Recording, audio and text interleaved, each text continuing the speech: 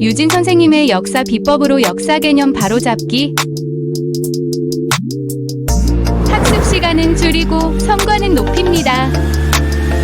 망포동 최대 규모 종합학원 더에듀 프리미엄의 역사 단독 전임 강사 유진 선생님을 소개합니다. 학부모님들 고민 많으시죠? 걱정은 노, 역사는 유진. 어려운 내신 이젠 놓치지 마세요. 망포동 한국사는, 망포동 세계사는, 저국어 역사 논술 유진. 안녕. 반가워요. 우리 4강 같이 한번 볼게요. 고대 동아시아 세계. 오늘부터 우리 나갈 범위 어디예요? 중국사. 네, 맞습니다. 중국사 같이 한번 나가보도록 하겠습니다. 자, 중국 문명. 우리 1차 시 때 인류 고대 문명 배웠을 때 가장 마지막으로 배웠었던 중국 문명 어느 강 유역에서부터 이제 중심적으로 형성이 됐다 그랬었죠? 맞습니다. 황허강입니다. 그래서 여기 귀퉁이에다가 선생님이 황허강을 그려줄 건데 요게 이제 황허강이라고 합시다. 하하. 황허강이고요. 이 밑에도 강이 하나 흘러요. 그 강이 양쯔강이라고 하는데 여러분들 교과서에서는 이제 양쯔강이라고 배우지 않죠? 바로 창장강이라고 배우게 될 것입니다. 창장강. 그리고 이 창장강의 남쪽 지역, 남쪽이면은 위야 아래야?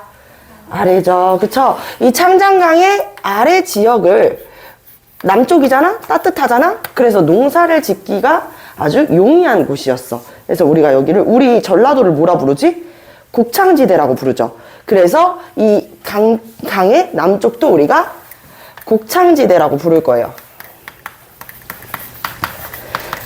시기를 거듭하면서 벼농사를 짓기 용이한 이 농사, 농경, 요충지가 되는 곳이 바로 이 창장강의 남쪽 강남이라고 부르는 지역이에요. 아시겠죠?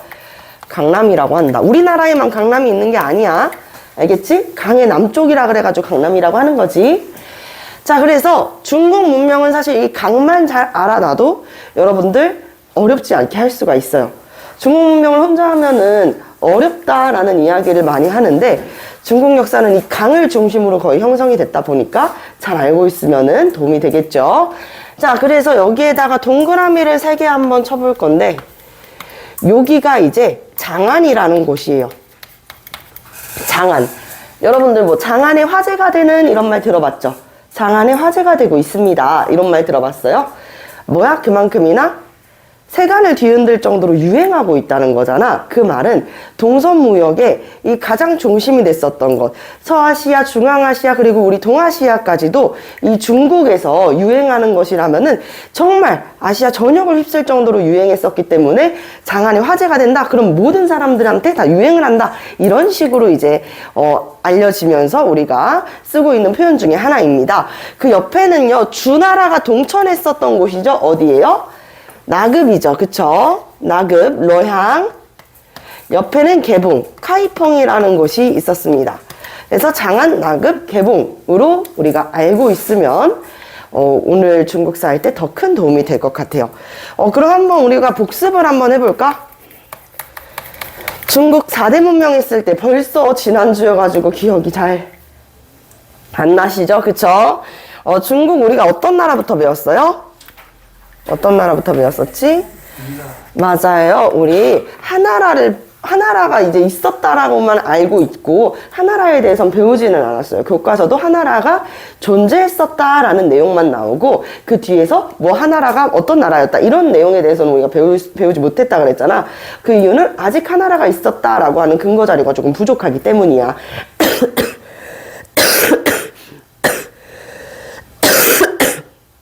죄송합니다. 자, 그래서 하나라 다음에 형성이 된 나라는 어떤 나라였어요? 황후강일 때 상나라. 은나라라고도 하는 이 상나라. 우리가 두 가지 특징을 기억을 해줄 수가 있어요.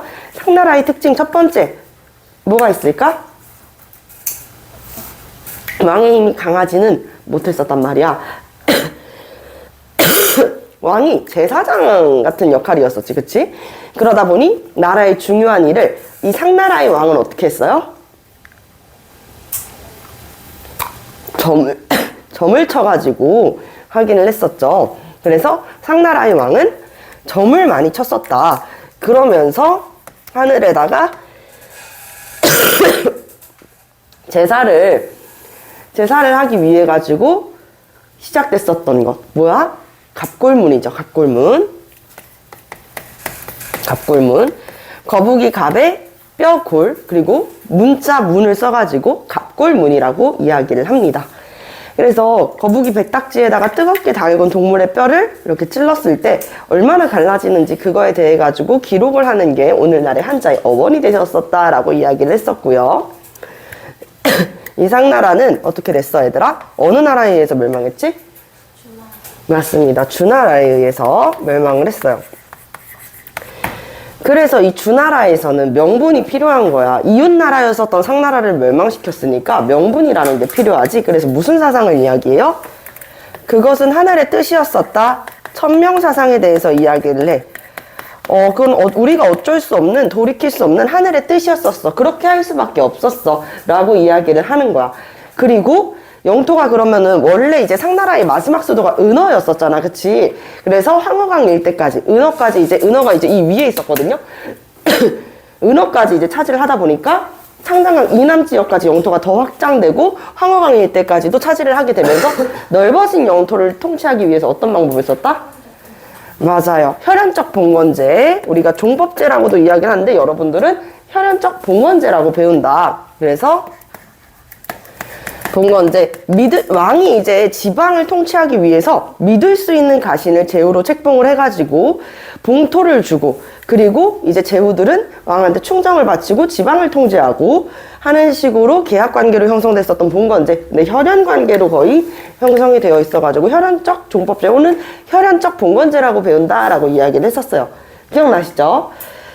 자, 그래서 봉건제까지 이제 이야기를 했고, 그리고 나서 이 주나라가 결국에는 이 봉건제로 인해가지고 지방에 대한 통제력이 더 강화되는 줄 알았지만 실제로는 더 강화되지는 못했었단 말이에요. 거기에서 북방민족의 침입, 바로 건융의 침입, 한자 그대로 하면은 개 같은 존재라는 뜻이죠. 그래서 강력한 북방의 민족들이 침입을 해오게 되면서 주나라가 분열이 되게 된다. 우리가 이 시기를 여러 나라로 갈라져서 나라가 정말 막 숨풍숨풍 생기는 거야. 그래서 봄에 생긴 나라가 가을에 멸망할 정도로 여러 나라가 생겼던 이 시기 바로 춘추시대라고 이야기를 합니다.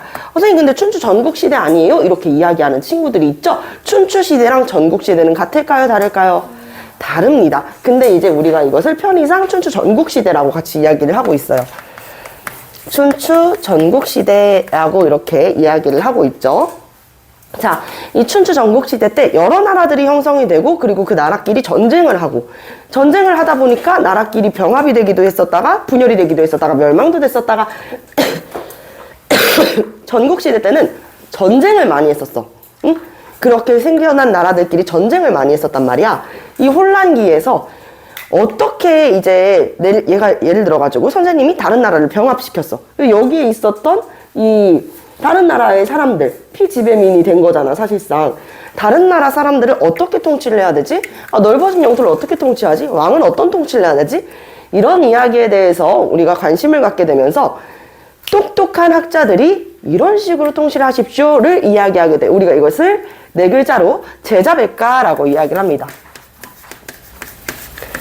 제자백가라고 이야기를 하고, 춘추 전국시대부터 이제 전쟁이 활발해졌다 그랬잖아. 본격적으로는 전국시대 때 이제 거의 전쟁이 완전 활발해졌다 그랬는데, 어떤 무기를 사용했을까? 1번 청동기, 2번 철기. 어떤 무기를 사용했을까? 그렇지. 철제 무기를 사용했겠지. 그래서 전국시대부터는 철제 무기와 철제 농기구 등을 주로 사용을 해가지고 농업 생산량도 향상이 되지만, 그리고 그 반면에 전쟁도, 정복전쟁도 더 활발하게 일어난다. 이렇게 이해를 해볼 수가 있는 거야. 이해되셨죠? 자, 거기에다가 조금 아이러니한 거는 춘추 전국시대 그럼 엄청 혼란했겠다 라고 생각을 해볼 수도 있어. 그런데 그것도 맞다? 춘추 전국시대는 당연히 전쟁을 하고 사람들이 너무나도 많이 죽으니까 혼란했겠지. 근데 그 반면에 철기가 이제 도입이 되고 보편화가 되면서 경제 발전도 일으켰어요. 경제 발전. 상업 활동도 더 활성화되고. 왜? 농업 생산량이 더 늘어났으니까. 그치? 농업 생산량이 늘어났다는 건 그만큼의 또 잉여 생산물도 늘어났다는 이야기가 되잖아.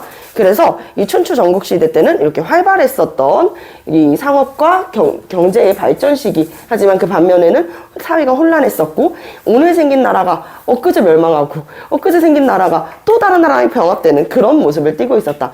자, 그러면 오늘 우리가 배워볼 것은 무엇이냐면 바로 제자백과예요. 자, 제자백과를 여기 옆에는 또 다른 나라 해야 되니까 제자백과를 여기에서 한번 이야기를 해보도록 하겠습니다. 자, 제자백과는요, 여러분들 교과서에는 4개의 이제 학문과 통치 방법에 대해서 배우게 되는데, 첫 번째부터 이야기를 해보겠습니다. 육아입니다. 육아. 육아는 우리가 흔히 유교라고도 알고 있고 유학으로도 알고 있죠. 그 학문의 기반이 되는 것이 바로 육아사상입니다. 이 육아사상을 처음으로 이제 이야기했던 사람은 누구였냐면, 여러분들 논어로 많이 알고 있죠? 바로 그렇죠, 공자가 되겠습니다. 공자. 그리고 네, 공자는 춘추시대 사람이었어. 더 정확하게 이야기를 하자면 공자께서 춘추라고 하는 역사서 5경 중에 하나인 이 춘추를 이제 저술하게 되면서 그 이후부터는 이제 춘추시대와 전국시대를 이 혼란기를 나누게 됐었단 말이야. 그렇다면은 이 공자는 춘추시대 사람이고, 우리가 알고 있는 맹자는 전국시대 사람이었습니다. 맹자, 순자. 맹자, 어디서 많이 들어봤죠? 여러분들 아마 대부분 친구들 이제 3학년인 친구들이 많잖아요. 그쵸? 2학년 도덕 시간 때 아마 배웠을 겁니다. 1학년 아니면 2학년 도덕 시간에 배웠는데, 성선설, 성악설 기억나나요? 기억나나요? 기억나나요? 기수불력을 물시어. 자, 1학년 때 맞아요. 망포중학교 친구들 1학년 때 배웠을 거고, 그리고 아마 다른 학교 친구들은 2학년 때 배웠던 걸로 알고 있거든요. 자, 성선설이라는 건 뭐야? 인간은 태어날 때부터 본디 착하다. 그렇지, 선하다라고 이야기하는 게 성선설이잖아. 그 성선설을 중장한 게 바로 맹자였습니다. 성선설. 반대로 인간은 본인이 가지고 있지 않은 것에 대해서 뭐 하는 거예요? 더 갖고 싶고 끌리고 그런 마음. 그렇기 때문에 인간은 본디 선하지 않아. 그렇기 때문에 선한 것이 끌릴 수밖에 없는 거야. 뭐예요? 성악설이죠. 순자의 성악설.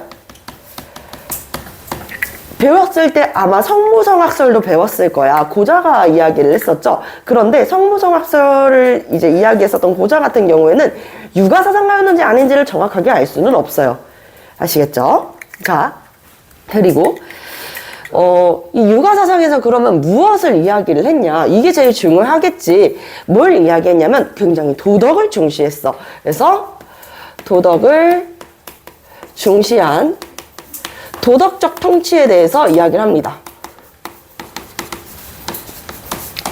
유교 사상을 기반으로 했었던 우리 1392년에 건국됐었던 조선이라는 나라를 한번 생각해 볼까?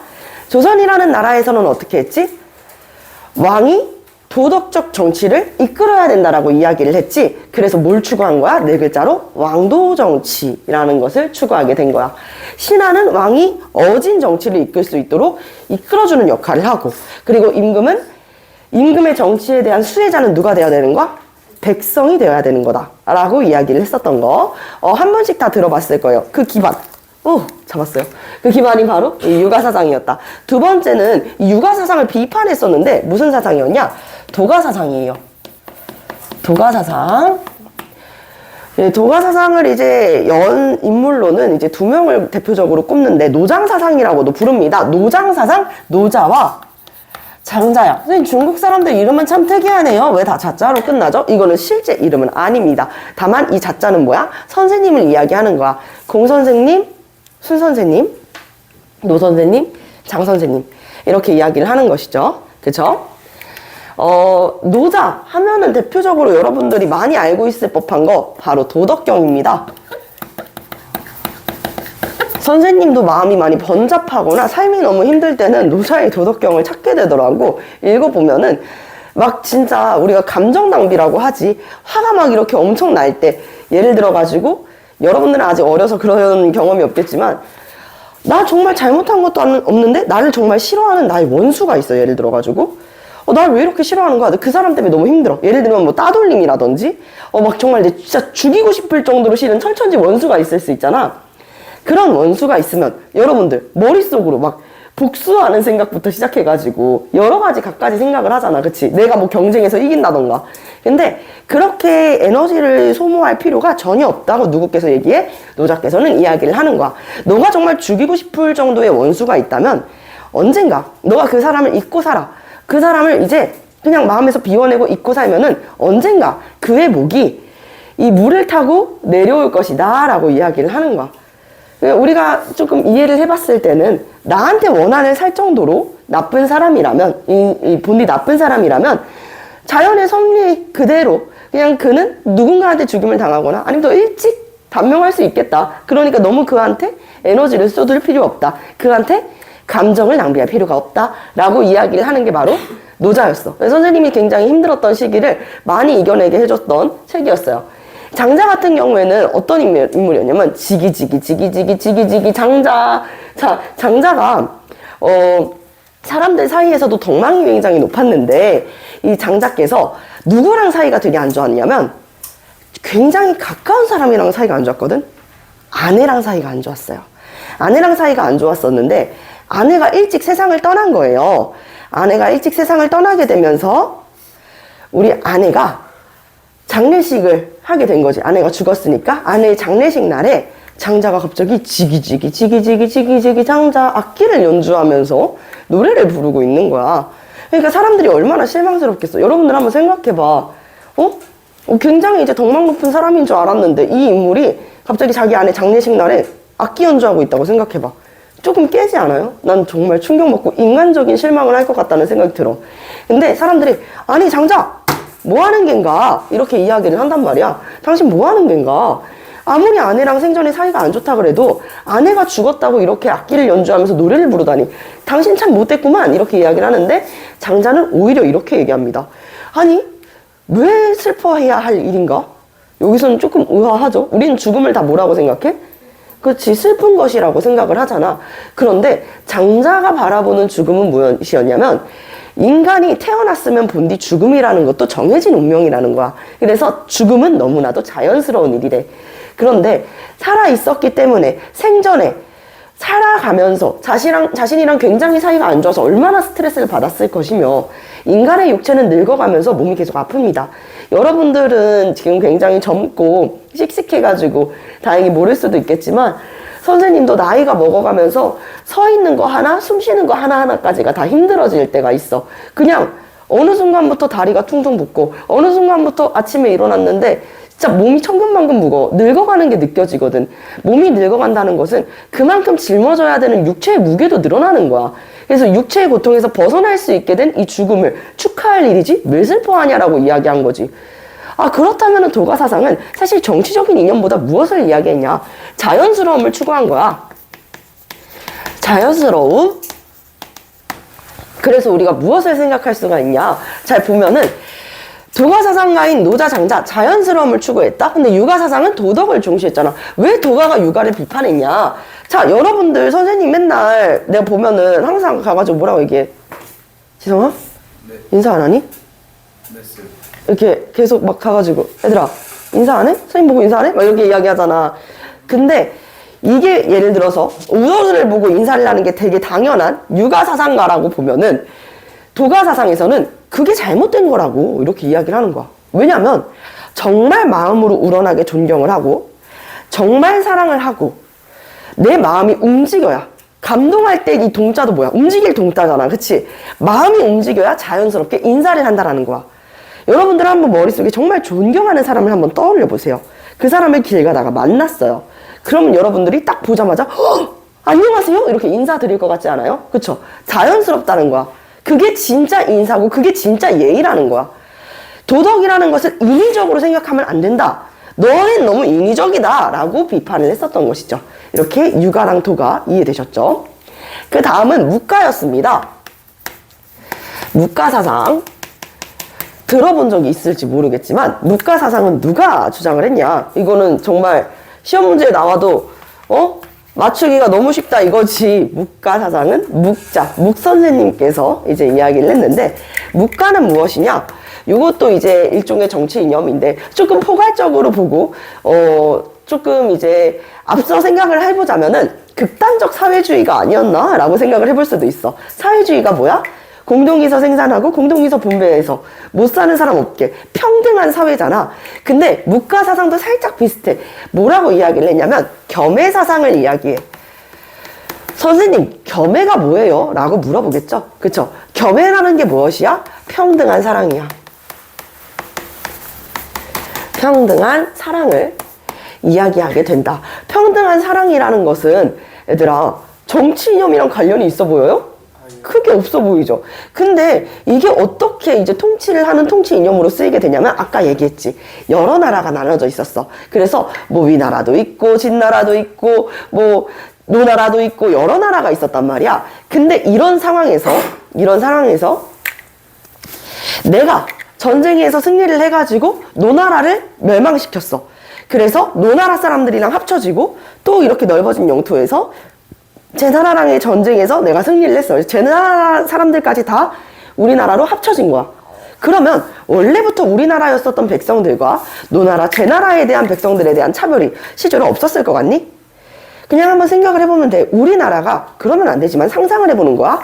자, 북한과 지금 나눠져 있잖아. 우리나라가 무력으로 북한과 통일을 했어. 강압적으로 우리가 통일을 한 거야. 그래서 북한이랑 우리나라 영토가 합쳐졌어. 우리가 북한 사람들을 같은 민족임에도 불구하고 나눠져 있던 시간이 거의 50년, 70년 가까이가 됐잖아. 그러니까 우리 북한 사람들이라고 해가지고 우리 한민족이네요 이렇게 할 것 같아요? 아니야. 같은 민족인데도 차별을 내. 그치? 그렇다 보니까 이 다른 나라 사람들, 이 정복한 다른 나라 사람들에 대한 차별이 심했던 거지. 그래서 그런 차별 없이 어떻게 하자? 평등하게 사랑해주고 평등하게 수용하자라고 이야기했었던 게 바로 묵가사상이야. 혹시 여기 중에서 내가 왕이라면 이렇게 통치하겠다 혹시 싹 끌리는 거 있어요?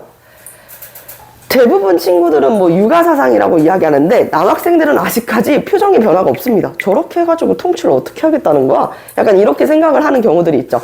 자, 그래서 이제 또 하나 마지막에 이제 사상이 이야기가 되는데 그것은 바로 법가사상입니다. 법가사상은 한 기자가 대표적인 인물이라고 우리가 볼 수가 있고요. 법가사상에서는 무엇이라고 이야기했냐? 야, 육아, 두가, 묵가 뭐하냐? 이렇게 해가지고 중국에 있는 그 많은 사람들 다 통치할 수 있겠어? 다 하나로 통일할 수 있겠어? 안 돼, 안 돼. 인간은 본디 짐승과 같아. 그래서 동물적인 욕구가 있을 수밖에 없어. 그럼 우리가 동물을 어떻게 하면 말을 듣게 하냐? 인간과 동물의 다른 점. 동물, 말을 안 들으면 때린다 이거야. 하지만 인간은 때린다 그래서 말을 듣지 않아. 그럼 어떻게 해야지 인간을 말을 듣게 할 수 있냐? 공포스러운 법, 강력한 법. 그치? 강력한 법과 규제가 있어야 된다. 여러분들도 한번 생각을 해보라니까. 우리나라에서 정말 아직까지도 개선되지 않고 있는 여러 사회 문제가 있죠. 성폭행, 뭐 아니면은 살인, 그리고 또 강도. 이런 여러 가지의 흉악 범죄들과 비견할 바는 아니지만 선생님이 정말 싫어하는 청소년 음주나 흡연, 그리고 뭐 무면허 운전 같은 이런 큰 사회 문제들 요즘에는 또 뉴스에 되게 많이 대두되고 있잖아요. 이번에도 미성년자 친구들이 음주를 하고 운전까지 한 거야, 무면허로. 그래가지고 사고가 크게 났죠. 그런 케이스들을 보면서 아니, 어떻게 해야지 대체 이런 사회 문제를 안 일어나게 할 수 있을까? 법가에선 뭐라고 얘기하냐면요, 법이 강해야 된다고 이야기를 해요. 자, 성폭행을 저지른 가해자, 이 범죄자를 어떻게 하면은 다시는 다른 사람들한테도 성폭행이 일어나지 않게끔 잠재적인 범죄자도 없앨 수 있을까? 처형을 시킨다, 사형을 시킨다, 강력하게. 길 가다가 흡연을 하는 사람들 어떻게 하냐? 혓바닥을 잘라버린다. 그러면 진짜로 범죄를 일으키는 사람들이 실제로 있겠냐는 거야. 없다라고 이야기를 하는 거지. 그게 바로 법가사상이었어. 내 생각이 아니라 법가사상가가 그렇게 이야기를 한다. 그래서 사람들을 통제하기 위해서는 법가사상이 필요하다라고 이야기를 했어요. 자, 그렇다면 여러분들은 이 육아도가 묵가 법가사상 중에서 어떻게 통치를 해야 된다고 생각을 하나요? 앞에 있는 친구부터 얘기해볼까? 우리 앞에 있는 친구는 이 네 가지의 이 통치 사상 중에서 어떻게 통치를 해야 된다고 생각을 해요? 모르겠어. 우리 앞에 있는 친구는요? 묵가사상. 네, 묵가사상, 자애롭게, 겸해사상, 평등한 러브. 네, 평등한 사랑 너무 좋아요. 만약에 우리 공주님이시라면 어떻게 하실 것 같습니까? 법가? 그쵸. 어떻게든 좀 강력하게 지금 나라가 혼란스러우니까 강력한 힘이 필요하지 않나? 라고 생각하는 친구들이 많아. 이거를 지금 선생님이 이 아까운 수업 시간에 왜 여러분들의 의견을 물어보냐면요. 놀랍게도 이게 시험 문제가 아닌 수행평가, 논술형 수행평가로 많이 나옵니다. 그래서 여러분들한테 한번 물어봐요. 여러분들이라면 어떤 이념으로 통치를 할 것 같냐? 라는 이야기로 물어보는 게 생각보다 수행평가에 자주 나오고 작년 영동중학교는 이게 수행평가였습니다. 아시겠죠? 여기 나라면 어떻게 통치를 하겠다 한번 생각을 해보는 것도 좋은 기회가 되겠죠. 자, 어쨌든 간에 이 제자백과 중에서 이 춘추 전국시대를 통일하는 이가 채택한 이념이 있었으니 그것이 무엇이었냐? 바로 법가사상이 됩니다. 법가사상을 통치 이념으로 삼는 춘추 전국시대를 통일하면서 중국을 최초로 통일하는 이가 있었으니 그가 누구였을까? 바로 맞습니다. 진시황이라고 이야기를 하죠. 자, 그래서 춘추 전국시대를 통일하는 건 누구였다? 바로 진나라였었다. 그래서 이 진나라를 통일하고 중국을 최초로 통일한 황제를 우리가 뭐라고 불러요? 진나라의, 그렇지, 최초의 황제, 시초의 황제라 그래가지고 진시 황제라고 부르고 있는 것이에요. 자, 진시 황제가 채택했었던 이 제자백과 통치 이념 무엇이었다고요? 법가 이야기했었죠. 그래서 우리가 키워드 법가를 꼭 기억을 해주셔야 됩니다. 그래서 강력한 법으로 통치를 하려고 했었고 중앙집권 국가를 만들어 갔었어요. 중앙집권 국가는 왕의 힘이 센 거야, 약한 거야? 강한 것이죠. 자, 그래서 강력한 법과 지방에 대한 통제력을 강화시키면서 중앙집권 국가를 완성시켰다. 중앙집권 국가. 그럼 반대되는 말 뭐가 있다 그래서 중앙집권 국가랑 반대되는 말? 그렇지, 지방분권이라 그랬었죠. 그래서 지방분권 국가랑은 다르다라고 볼 수가 있겠죠. 자, 이렇게 진시황제가 진나라를 통일했어. 우리가 여기에서 또 알아놔야 되는 건 뭐냐면 이 진나라가 무슨 통일이야? 중국 최초의 통일이잖아. 그치?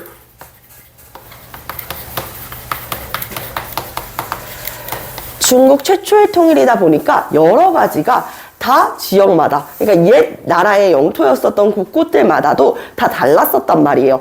그래서 문자도 조금씩 달랐고요. 선생님이 부피나 아니면은 넓이를 측정할 수 있는 단위를 뭐라 그런다 그랬죠? 세 글자로? 그쵸. 도량형도 다 달랐어요. 심지어는 있잖아. 화폐도 다 달랐어요. 이런 화폐들을 다 어떻게 한다? 네, 통일시키게 된다. 그래서 문자, 화폐, 도량형을 하나로 통일시키게 됩니다. 이렇게 통일시켰던 이유, 역시 혼란을 잠재우려고 했었던 진시황 최고다. 왜 그 의도가 뭐였을까를 생각해보면 돼. 문자를 통일한다는 것은 진시황의 율령, 진시황의 법령을 더 많은 사람들한테 널리 알리기 위함이었었다라고 생각을 해볼 수가 있는 것이죠. 선생님은 있잖아. 표정만 봐도 집중을 하고 있는지 안 하고 있는지가 보여. 알겠죠? 그래서 칠판을 계속 쳐다보는 친구와 나를 쳐다보지 않는 친구들이 다 보여요. 알았죠? 우리 열심히 수업을 들어야겠죠? 그리고 필기를 해야겠죠? 선생님이 교재를 보면서 지금 수업을 하고 있는 게 아니잖아, 얘들아. 그치? 선생님이 머릿속에 있는 걸로 쏙쏙이 수업을 하고 있는 거잖아? 그렇다면 교재에 없는 것도 분명히 있다라는 것이겠죠? 어떻게 해야 될까요? 적으면서 수업을 들어야겠죠? 네, 힌트는 여기까지 드릴게요. 아시겠죠? 자, 그리고 우리 주나라가 멸망했었던 이유 중에 가장 큰 것 하나를 꼽자고 하면은 뭐가 있었어? 봉건제가 있었지. 그래서 이제 또 건용이 또 침입을 하기도 해가지고 주나라가 호경에서 나급으로 동천을 하기도 했었다라고 이야기했잖아요. 호경에서 나급으로 러양으로 동천을 했었다라고 했는데, 아, 이렇게 봉건제로 이렇게 지방을 통제해서는 안 되겠다가 역사를 배우는 이유 중에 하나라 그랬죠? 학습이 되는 거예요. 아, 선조께서는 이렇게 해가지고, 아, 선대는 이렇게 해가지고, 아, 잘못됐었구나. 그럼 우리는 이렇게 하지 말고 다른 방법을 생각해보자. 라고 하게 되면서 진나라에서는 어떻게 지방을 통제하려고 했었냐? 자, 따라합니다. 군현제. 현재 아주 좋습니다. 군현제를 통해 가지고 지방을 통치하려고 했었던 것입니다. 그래서 군현제, 우리 교재에도 나와 있거든요. 교재에 나와 있나요? 그쵸? 군현제에다가 우리 밑줄에다가 별표를 꼭 쳐봅시다. 이건 다른 말로 이야기해가지고 관리를 파견하는 거야.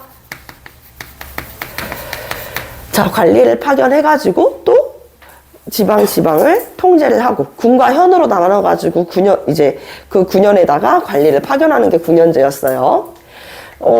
진시황제 하면은 강력한 왕권 강화로 많이 알려져 있는 인물이죠. 그쵸? 자, 그렇다면은 중앙집권국가 어떻게 왕권 강화를 했는지도 우리가 생각을 해볼 포인트가 있는데, 여기 보면은 4번째 천리장성 축조가 나와 있어요. 그쵸?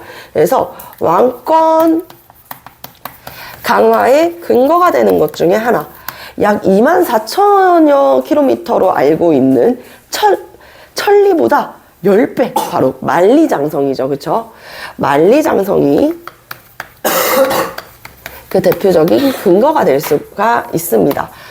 1리가 약 4km라고 우리가 추측을 해요. 그래서 4.2, 4km 정도를 추측을 하고 있는데, 이게 만리라고 하면 굉장히 많죠. 그래가지고 지금 유네스코 세계문화유산에도 등재가 되어 있고요.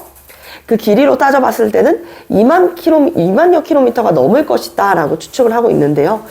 이 만리장성은 왜 축조를 하게 됐었느냐가 굉장히 중요한 포인트가 될 수가 있어. 중국에서도 계속, 중국은 농경민족이야, 유목민족이야? 지금 우리가 알고 있는 한족들. 그렇지, 농경민족이죠. 농경민족은 정착 생활을 한다라고 이야기를 했어요. 정착해서 살고 있는데 따그닥 이동을 하는 유목민족들이 침입을 해오게 된단 말이야. 그 유목민족들이 누구였었냐? 바로 흉노족이었어요. 흉노의 침입을 막기 위해 가지고 이 만리장성을 축조하게 된 것입니다. 아시겠습니까? 자, 그래서 이 흉노의 침입을 막기 위해 만리장성을 축조하고, 완성은 한나라 때 돼요. 이 진나라 다음에 한나라 때 된다. 즉 굉장히 오랜 시간이 걸렸고, 또 슬픈 것은 무엇이냐면 이때 만리장성 축조로 남성들이 굉장히 많이 끌려가요. 그래서 만리장성 쌓으러 가기 싫어가지고, 나 같아도 싫어요. 그쵸? 그래서 이렇게 강제노역을 하기 싫었던 사람들이 스스로를 장애를 만들었다고 합니다. 아내는 그것을 도와주는 역할을 하는 경우도 있었대요. 스스로 다리를 분지르거나 팔을 한쪽 자르거나 해가지고 일부러 이제 비장애인들이 장애를 얻어가지고 이렇게 만리장성을 쌌는데 안 가려고도 했었다. 근데 우리 지금 생각해봐. 우리나라 사람들한테 만리장성 갑자기 남성들한테 지으라 그러면 짓겠어요? 미쳤어요? 싫어요 하고 들고 일어나겠지. 근데 사람들이 싫은데도 그 목소리를 못 내고 자기 자신의 신체에다가 장애를 이렇게 생기게 할 정도라는 것은 그만큼이나 이 진시황의 법이 강했었다라고도 볼 수가 있습니다. 두 번째는 이제 진시황릉이죠. 선생님이 이제 화목반 친구들한테 보여줬는데, 병마용, 진시황릉에는요, 이제 병마용이라고 해가지고 병사와 말의 모습을 정말 생동감 있게 만들어가지고 진시황의 무덤을 지키는 이 병사들로 쭉 깔아놨었단 말이에요. 그래서 진시황릉을 꼭 이렇게 발굴을 해가지고 보면은 좋겠다, 이런 이야기들이 많이 나오고 있지만, 실제로는 진시황릉을 이렇게 발굴해가지고 보는 것 자체가 크게 힘이 든다고 합니다. 그 이유는 무엇일까요? 너무 커서, 너무 크면 오히려 이렇게 발굴하면 더 좋을 것 같은데, 발굴하는 과정에서 뭔가 손상이 있나? 많은 수은이 같이 이제 내재되어 있다. 같이 이렇게 있다. 그래가지고, 발굴 자체가 어렵다 하는 경우도, 그런 이야기들이 되게 많아. 일단은, 진시황에 대한 재밌는 얘기. 여러분들이 졸릴까봐. 우리 지성이가 지금 칠판 안 쳐다보고 계속 펜 쳐다보면서 짠 생각하고 있는 것처럼 계속 졸릴까봐 선생님이 잠깐 다른 얘기 해줄게. 진시황에 대한 재밌는 얘기인데 첫 번째는 무엇이냐면 진시황이 뭘 싫어했죠? 책도 맞고 뭐 죽는 거를 싫어했죠. 늙는 거, 죽는 것을 싫어했어. 그래서 죽지 않기 위해서 뭐 불로초를 찾으러 갔다 이런 이야기 한 번씩 들어봤을 거야. 근데 얘들아 요즘 남녀 불문하고 다들 막 보톡스 같은 거 맞는다 그러잖아. 보톡스의 원리가 잠시간 이 근육을 마비시키는 거야. 그래서 내가 예를 들어서 이마에 보톡스를 맞았다? 그럼 눈썹이 안 움직여요. 이마가 안 움직여. 인상을 찌푸리는 것도 안 돼. 여기에 이제 보톡스가 들어가서. 그러면 일시적으로 근육을 마비시키는데 그러면서 약간 팽팽해지고 탱탱해지는 느낌이 들면서 주름이 쫙 펴지죠. 그래서 보톡스를 주기적으로 맞는단 말이야. 근데 우리 진시황께서는 수은을 약간 보톡스처럼 생각을 하셨어. 그래서 수은은 우리 몸에 체내에 쌓이면은요 배출이 되지 않아가지고 죽죠. 자, 수은은 이렇게 만지면 일시적으로 우리 몸이 마비가 돼가지고 약간 좀 퉁퉁 붓는 느낌? 탱탱해지는 느낌을 느꼈었던 거야. 그래서 진시황께서 결국에는 이제 뭐 수은이 너무 많이 이제 누적돼가지고 죽었다 뭐 이런 이야기도 있는데 그만큼이나 이제 수은 러버였다라는 이야기도 전해지고 있고요. 두 번째는 뭐냐면 진시황이 굉장히 이제 여러분들도 한 번씩은 들어봤던 빨간색으로 이름 쓰면 죽는데요. 이 이야기 들어봤어? 진시황이 빨간색을 진짜 좋아했어요. 선생님이 이렇게까지 이야기했는데 안 쳐다보고 지금 계속 딴 데 쳐다보는 거는 무슨 심리야? 다 녹화가 되고 있는데. 아, 듣고 있으니까 넌 얘기해라. 난 별 그리겠다. 자, 진시황이 이제 빨간색을 되게 좋아해가지고 빨간색으로 이름을 쓸 수 있는 건 누구만 쓸 수 있었냐? 진시황만 쓸 수 있었어. 만약 다른 사람이 일반적인 백성이 빨간색으로 이름을 쓰면 어떻게 했어요? 네, 맞아요. 죽였습니다. 그런 이야기가 전해지죠. 여러분들 떡볶이 먹을 때 되게 좋아하는 거 있죠? 떡볶이랑 같이 들어가 있는 어묵 있죠? 치즈 떡볶이는 얼마 되지 않았잖아. 근데 어묵은 되게 우리 일상적으로 떡볶이 하면 같이 따라오는 짝꿍 중에 하나죠. 이 어묵도 진시황으로 인해 가지고 생겨났습니다. 이유가 뭐냐면 진시황이 생선을 진짜 좋아했어, 얘들아. 생선을 진짜 좋아했는데 이 선생님도 생선을 좋아하는데 뭐가 싫냐면 가시가 너무 싫어. 가시가 너무 싫어가지고 진시황은 자기가 먹을 때 궁중 요리사들이 어떻게 해야 돼? 가시가 하나도 없이 발라놔야 돼. 근데 만약에 먹다가 가시가 나왔다? 죽여요. 요리사들이 하나씩 죽입니다. 그래서 계속 이 왕실의 요리사들이 계속 바뀌는 거야. 어떤 한 사람은 결국에 돌고 돌아서 자기 차례가 됐어. 너무 싫은 거야. 어떻게 이 생선을 가시 하나도 없이 바를 수가 있겠냐고 하면서 이제 난 죽었다 하고 있었어요. 그래서 애꿎은 생선에다가 화풀이를 냈지. 칼질을 하면서. 그때 유레카. 뭐야? 생선을 뼈까지 다 다져버리면은 진짜 우리 어묵을 영어로 그 자체로 피쉬케이크라 그러잖아. 그치? 그래서 생선을 다 다져가지고 그리고 나서 만든 음식이라면 뼈가 하나도 씹히지 않겠구나 해가지고 어묵이 만들어지게 됐대. 그만큼이나 강력한 힘을 행사했었다. 정말 무서운 왕이었었다. 이렇게 이해를 해볼 수가 있겠죠. 자, 어쨌든 왕권 강화의 진시황이었습니다. 이 정도 되면은 진시황의 이 권력이 굉장히 강했었다라는 말에 이해를 못하는 친구들은 없겠지? 없겠죠? 네, 없을 것이라고 믿어 의심치 않습니다. 그리고 당연히 이제 진시황께서는 영토 확장에도 굉장히 큰 영향을 미쳤어요. 그래서 베트남 북부까지도 이제 영토를 확장했었던 인물입니다. 근데 진시황도 사람이야, 얘들아. 아까 얘기했다시피 진시황도 사람이기 때문에 죽어요. 진시황이 죽고 나서는 여러 나라로 분열이 됐었어. 또 한 번의 분열을 겪었는데 그 당시에 이제 초나라가 있었거든요. 초나라? 초록색할 때 초? 이 초나라의 이제 장수 출신이었었던 항우라는 사람이 있고, 그리고 유씨 가문에 유방이라는 사람이 있었어요. 항우와 유방이라는 사람이 있었어. 그 둘 다 이제 초나라의 이 장수들, 남성들이었었는데 이 세력을 나누고 다투게 되다가 유방은 이제 자신의 이제 한나라로 해가지고 초나라와 한나라가 전쟁을 하게 된 거야. 이걸 우리가 초한지라고 부르죠. 초한지 한 번씩 들어봤죠. 요즘은 이제 남학생들도 초한지를 안 읽나 보네. 선생님 때는 초한지 무조건 다 읽었었거든요. 자, 이 삼국지보다도 더 이제 남학생들이 좋아했었어. 그 이유는 알려주지 않겠습니다. 자, 어쨌든 이 초나라와 한나라와의 전쟁에서 누가 이제 끝내 승리를 하게 되냐면 바로 맞습니다. 유방의 한나라죠. 초안지를 처음 들어봤다고 해도 장기는 한 번씩 본 적 있을 거야. 그치? 장기. 장기돌이 이렇게 생겼잖아. 근데 초록색이랑 빨간색이 있죠. 그게 초나라와 한나라의 전쟁을 본따 가지고 만든 놀이죠. 그쵸? 하나의 놀이, 장기. 자, 한나라가 승리를 하게 되면서 한시 왕조가 다시 한번 중국을 재통일하게 됩니다. 한나라입니다. 나라 이름 흰색이죠. 죄송합니다. 한나라를 통일하게 된다. 누가 통일했다? 유방이라는 인물인데 왕의 이름을 함부로 이렇게 막 부르면 돼요? 안 돼요? 안 되죠. 그래서 우리가 한나라를 세운 왕이라는 의미로 한고조라고 불렀습니다. 한고조라고 불렀었다. 자, 한고조는 일단은 이제 나라를 다시 통일을 했으니까 사람들한테 인기를 얻는 게 되게 중요하지 않겠어요? 그쵸? 대부분들이 농민이었으니까 농민의 세금을 감면시켜 줍니다. 농민의 세금을 감면시켜 준다. 그리고 두 번째는 우리 진시황이 전국을 군과 현으로 나눠가지고 어떻게 한다 그랬죠?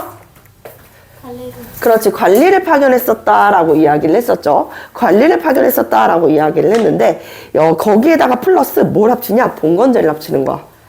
군현제 플러스 봉건제. 그걸 우리가 뭐라고 부르냐? 바로 군국제라고 부릅니다. 군국제는 군현제에다가 뭐가 더해졌다? 봉건제가 더해졌다 라고 볼 수가 있겠죠. 아시겠죠? 그리고 요거는 이제 교재에 써있지 않은 내용 중에 하나인데 무슨 내용이냐면 당시 이 만리장성이 언제 때 완공이 된다 그랬었죠? 한나라 때 완성이 된다 그랬었잖아. 사실 흉노는 이 만리장성이 쌓였다 그래서 뭐야 만리장성 이렇게 높은 장성이 쌓여 있으니 더 이상 중국을 침입 못하겠구만 이렇게 했던 건 아니야. 오히려 이 흉노의 침입도 잦아졌었단 말이에요. 거기에다가 요거는 또 어차피 우리가 배우는 내용 중에 하나니까 기억을 해 놓으시면 되는데 흉노가 흉노족들만의 제국을 만들어. 이 흉노 제국을 만드는 사람의 이름은 바로 묵특이라는 사람이었어. 유목민족의 묵특이라는 사람이었는데 묵특 선우라 부른단 말이에요. 선우. 여러분들 친구 이름 중에 선우라는 친구 딱 한 명씩들 있으시죠? 사람 이름이 아닙니다. 선우가 아니라 이 선우는 왕을 지칭하는 표현이야. 우리 신라에서도 왜 왕이나 군장 대표자를 지칭하는 말로 뭐 거서관, 이사금, 차차웅 여러 가지 표현이 있었잖아. 마릿간 이런 친구들이 있었잖아. 그런 것처럼 선우라는 것은 왕을 칭하는 말이었다. 그래서 묵특이라는 인물이 흉노 제국을 세워가지고 이후에도 만리장성을 넘어가지고 중국을 침입하기도 했었는데 일단 이 한나라의 고조 유방은 어떻게 이제 흉노와의 관계를 풀어나갔냐면요. 조금 유화 정책을 펼쳤어요. 유화 정책을 펼쳤었다. 그래서 한족의 나라였었던 한나라와 그리고 이 흉노족의 나라는 나름 흉노한테 이제 좀 물건도 이렇게 쓱쓱 주면서 잘 지내보고자 했었어. 되게 재밌는 이야기로 이제 남겨져 있는 게 뭐냐면 요 흉노가 중국의 여인들, 그러니까 한나라의 여인들을 되게 좋아했었대. 그래서 이 흉노의 왕과 그리고 한나라의 여인을 결혼시키려고 했는데 아무 여인이나 결혼시키면 안 되겠지. 왕인데. 그래서 왕의 궁녀들 중에서 이렇게 결혼을 시켰다고 해요. 되게 재밌는 이야기 중에 하나야, 이것도. 여러분들 뭐 요즘 인스타그램이나 아니면 페이스북 같은 SNS, 소셜 네트워크 서비스를 보다 보면은 우와, 이 사람 진짜 예쁘다. 우와, 이 사람 진짜 잘생겼다 하는 사람들 너무 많지 않아요? 참 신기하지 않아? 우리가 오히려 온라인 세계보다 오프라인 세계를 더 많이 사는데 실제로 그런 사람을 본 적은 없다? 근데 SNS는 열면 다 잘생기고 열면 다 예뻐. 우리가 이거를 조금 추측하건대 포토샵이 아닐까 이렇게 생각을 하죠. 그쵸? 자, 세계 역사 최초의 포토샵이 있었습니다. 바로 한나라 때에 있었는데요. 무엇이었냐면 당시 왜 얘기하지 마? 아니요. 근데 왜 그래? 아니요. 네. 자, 한나라의 왕제가 당시에 여러 후궁들을 거느리고 있어가지고 이 궁녀들 중에서 누구랑 같이 침소에 들어야 될지 너무 많다 보니까 한 명씩 다 들 수는 없잖아. 얼굴도 모르고. 그래서 얼굴을 보고 결정할 수도 없고. 그래서 이거 어떡하지 하고 있었는데 이때 좋은 생각이 난 거야. 궁중화가들한테 이 궁녀들의 얼굴을 그리게 해가지고 그 초상화를 보고 선택을 하면 되겠다라고 생각을 했어요. 그 궁중화가가 바로 모연수라는 사람이었었는데 이 모연수한테 요청을 해가지고 초상화를 좀 그려달라라고 이야기를 한 거지. 자, 여러분들이 궁녀들이라면 어떻게 하겠어요? 난 좀 예쁘게 그려줘 이렇게 얘기하지 않겠어? 여러분들 졸업사진 찍을 때도 저 좀 포토샵 좀 예쁘게 해주세요 막 이런 얘기 한단 말이야. 그래서 저 좀 예쁘게 그려주세요. 근데 그냥 말로만 아니지. 뒷돈을 조금씩 찔러주지. 그치? 이렇게 뒷돈을 조금씩 찔러주면서 이거 드릴 테니까 저 좀 예쁘게 그려주세요 이렇게 이야기를 했어. 그래가지고 그래 예쁘게 그려줄게 하면서 모연수가 뒷돈 받은 애들은 또 예쁘게 그려줬단 말이에요. 근데 그 궁녀들 중에서도 정말 중국을 내로라 하는 미녀가 한 명 있었던 거야. 엄청난 미인은 굳이 그런 거 안 해도 나 예쁜데? 굳이 뒷돈을 내겠어요? 안 냈지. 그러니까 모연수가 그 궁녀의 태도가 마음에 들지 않았었던 거야. 그래서 굉장히 좀 추하게 그려요. 일부러 추하게 그립니다. 그래서 이제 한나라의 황제가 초상화를 딱 뒤져서 봤을 때 이 여자는 진짜 아니다 이렇게 생각을 하고 있었어. 그때 마침 흉노의 왕이 잘 지냈어? 나 요즘 결혼이 좀 하고 싶은데 자네 궁녀들 중에 예쁜 사람들 많으니까 후궁 중에 뭐 나한테 연결시켜줄 사람 없어? 마침 잘 됐다. 이 추녀를 맺어주면 되겠다 해가지고 이 여인을 데려가라 이렇게 이야기를 한 거야. 그래가지고 결혼을 하고 나서 다시 흉노제국에서 한나라가 와가지고 야 고마워 감동이다 너 이럴 줄 몰랐어 이렇게 이야기를 하는데 그 옆에는 정말 세간을 뒤흔들 정도로 절세 미인이 옆에 있었던 거야. 아니 이게 어찌된 일인가 하면서 이제 그 상황에 이 인과관계를 물어보게 되는데 알고 보니까 모연수가 뒷돈을 받아가지고 그렇게 여인들을 조금씩 예쁘게 그려줬었다라는 게 발각이 되자 당연히 어떻게 했겠어요? 네, 그렇죠. 모연수는 사형을 당하고 말죠. 이런 이야기까지 남겨졌다는 거야. 쌤이 이렇게 이야기하는 거 뜬금없는 얘기들을 얘기하는 게 아니야. 이렇게 이야기로 듣다 보면 여러분도 머릿속에 생각이 나잖아. 초반에는 한나라와 흉노와의 관계가 어땠었다? 유했었다. 그리고 흉노가 이렇게 한나라한테 하면 한나라는 조금 눈치를 보는 그런 느낌이었었는데 이거를 다시 잡은 게 바로 7대 왕이었었던 한무제가 됩니다. 그래서 7대 왕이에요. 한무제 때부터는 굉장히 달라져요. 일단은 흉노에 대한 엄벌책, 그래서 흉노를 정벌하고자 했었습니다. 흉노를 정벌하려고 했었고 궁극제로는 안 되겠는 거야. 이 나라에다가 전역에다가 관리를 파견하는 거는 어떻게 해야 돼? 전국에 다 해야 돼 얘들아. 그치? 조선과 고려의 차이가 뭔데? 고려는 지방마다 관리가 파견되지 않는 곳이 있었어. 우리가 속현이라고 불렀거든요. 속현이 있었고 조선시대는 모든 부목 9년에 뭐가 파견됐어? 관리가 파견이 됐었지. 그치? 그러니까 한무제도 어떻게 했냐? 전 지방에, 알겠지? 각 전 지방에다가 9년제를 실시했어요. 9년제를 전국에 실시했다. 요거 시험 문제 잘 나와. 뭐랑 헷갈리게 나오겠어? 군국제랑 9년제를 헷갈리게 나오는 문제들 많이 나오겠지. 이렇게까지 이야기했는데 꼭 틀려가지고 재시험 봐야 된다고 이야기하니까 선생님 제가 왜 재시험이에요? 재시험 보기 싫어요. 저 다음 학원 가야 돼요. 이렇게 이야기하세요. 또 아시겠죠? 자, 그리고 두 번째 볼게. 한무제는 아까 이야기했다시피 흉노에 대한 엄벌책을 내세웠었다 그랬잖아요. 그래서 정복 활동도 이제 활발하게 했었는데 그 흉노를 정벌하고 선생님이 조금 그림으로 그려줄게. 대충 이제 우리나라 지도가 이렇게 있으면 여기가 이제 중국이잖아 얘들아. 여기가 이제 한나라면은 여기가 이제 고조선이었었거든. 고조선 위에는 이제 흉노가 있었어요. 흉노가 중국 한나라 입장에서 뭐라고 생각을 했냐. 고조선이랑 흉노 사이에서 관계가 나쁘지가 않았었거든.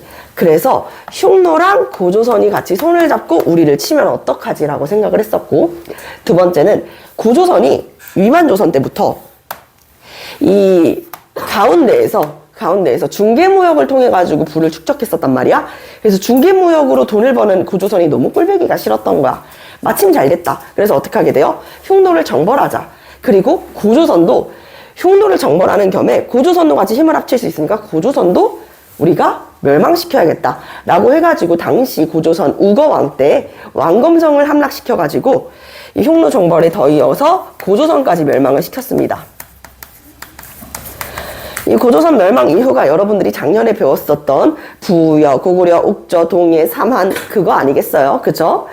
자, 그래서 이렇게 이해를 해볼 수가 있다. 선생님, 그러면은 중국은 영토를 동쪽으로만 넓혔나요? No, 서쪽으로도 굉장히 광활하게 넓혔었는데요. 어디까지 넓혔었냐?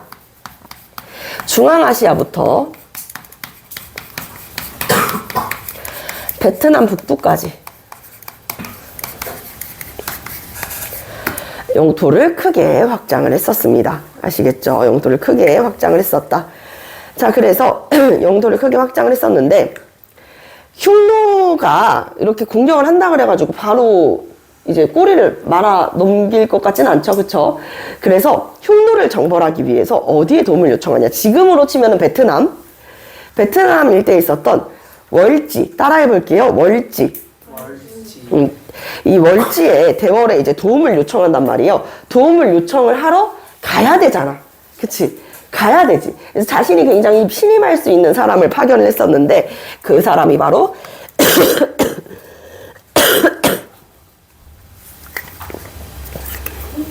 장건이라는 인물이었습니다. 자, 장건의 서역 파견. 장건이라는 인물을 파견을 해가지고 월지에다가 도움을 요청을 했었단 말이야. 그래서 이렇게 서쪽으로 가는 장건이 가는 길에 여기 이런 곳도 있네? 저런 곳도 있네? 사막 실크로드를 발견하게 돼요. 그래서 동서교역로가 열리게 됩니다. 동서교역로가 열리게 되고 활발한 무역 활동을 할 수가 있게 된 것이죠. 아시겠죠? 동서교역로를 확보했다. 자, 이거랑 더 이어가지고 되게 잘 나오는 것은 무엇이냐면, 그래서 여러 상업 활동들이 크게 발전하게 되자 이 한무제가 실시했었던 업적이야. 이거 다 한무제야, 얘들아. 한무제가 실시했었던 업적 중에 딱 두 가지만 기억을 하면 돼. 소금과 철은 상당히 귀했거든. 그래서 이런 소금과 철 같은 경우에는 어떻게 한다? 국가에서만 생산을 해가지고 판매할 수 있게 하는 전매제를 실시해요. 전매제를 실시했었다라고 볼 수가 있겠습니다. 자, 그렇다면 여기 제자백과는 여러분들 다 썼죠? 그 나라에서만, 그러니까 국가에서만 전매특허 내다 그러잖아. 그러면 전매특허를 내면은 다른 사람들 이용을 하는 게 안 되겠죠. 소금이랑 철 같은 것은 누구만 생산할 수 있는 거야? 국가만 생산할 수 있는 거야. 나라에서 공인한 국가에서만 생산을 하고 판매를 하는 거지. 민간인이 생산을 하고 판매하는 건 안 되는 게 바로 전매제입니다. 전매제. 국가만 판매를 하는 거야. 얘들아, 전매제 모르면 써놓자. 뭐 하는 거야? 국가만 판매를 하는 것. 전매특허 내다. 전매제 이렇게 해볼게요. 아직 필기 못한 친구들 있을 테니까 잠시 정지해놓고 여러분들 필기해주세요. 자, 이어서 가보도록 하겠습니다. 자, 그래서 한나라가 있었는데 이 한나라가 멸망합니다. 왜냐면 이 장건이 서역 파견했었다 그랬잖아. 장건을 서아시아 일대에 보냈었댔잖아요. 장건이 돌아왔을 때는요, 이미 나라가 없어져 있었어요. 자, 그 사이에 무슨 일이 있었냐? 왕망이라는 사람이 신나라를 세워요.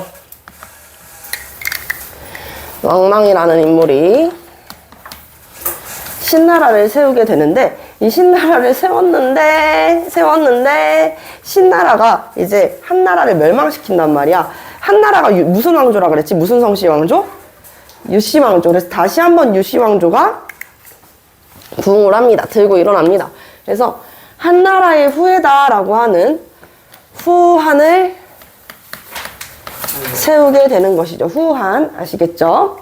후한을 세웠던 것, 무슨 성씨겠어? 당연히 그렇지, 유씨 성씨겠지? 유수라는 인물이 있었다. 유수. 근데 이렇게 후한이 다시 한번 열리게 되면서 한나라에 다시 2대 전성기가 열렸으면 좋겠지만 그런 일은 일어나지 않았습니다. 왜냐면 후한 때 노란색 우리가 한자로 뭐라 하는지 잘 봐. 자늘, 천, 땅, 지, 거물현, 누를, 황자라 그러잖아요. 노란 색깔 두건을 쓴 도적대들이 들고 일어났다라고 해가지고 황건적의 난이라고 해요. 황건적의 난이라고 같이 한번 써보도록 하겠습니다. 일단 이 후한 같은 경우에는 왕의 힘이 강했었던 게 아니라 지방 호족들의 이 힘이 더 강했었단 말이지.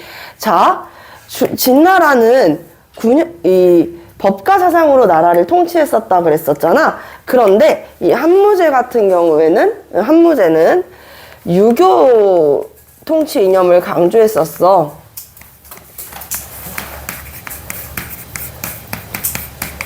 유교 통치 이념을 강조했었어. 그래서 좀 제후들도 중요한 역할을 하게 되고, 후한을 세울 때도 마찬가지로 지방 호족들, 쉽게 얘기해서 지방에 세력 있는 귀족들을 지방 호족이라고 얘기해. 지방 호족의 이 열렬한 지원을 받았습니다. 그래서 지방 호족들이 호응을 해줬다.